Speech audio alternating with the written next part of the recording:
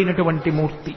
అటువంటి మహానుభావుడు ఏ చేతితో దశావతారాలలో ఉద్ధరించాడో ఆ స్వామి దర్శనమే దశావతార దర్శనము. అందుకే వెంకటాచలం వెళ్ళి చక్కగా స్వామి పుష్కరిణిలో స్నానం చేసి స్వామి పుష్కరిణిలోంచి బయటికి వచ్చి ఒక్కసారి అక్కడ ఉన్నటువంటి శంకరాచార్యుల వారి పాదుకలకి నమస్కరించి అటుగా ఆదివరాహస్వామి కోవిలకి వెడుతున్నప్పుడు ఎడంచేతి పక్కన ఉన్నటువంటి పద్మంలో ఏనుగులు పద్మ కింజిల్కములను వర్షిస్తున్నటువంటి గజలక్ష్మి యొక్క దర్శనాన్ని పొంది బయటికి వెళ్లి ఆదివరాహస్వామి దేవాలయంలోకి వెళ్ళినప్పుడు స్వామి ఇలా ఉంటే ఆయన వక్షస్థలం మీద ఇలా అడ్డంగా ఉన్నటువంటి లక్ష్మి ఆయన మాట్లాడుతున్నప్పుడు ఇద్దరు గుసగుసలాడుకుంటున్నారా అన్నట్టుగా ఆయన నోటి దగ్గరికి ఆవిడ చెవి వచ్చేటట్టుగా ఉండి ఇంత చిన్ని ముఖంతో చక్కగా కస్తూరి తిలకంతో ఉండేటటువంటి అమ్మవారు ఆ ఆదివరాహస్వామి భూమిలోంచి పైకొచ్చినటువంటి మూర్తి.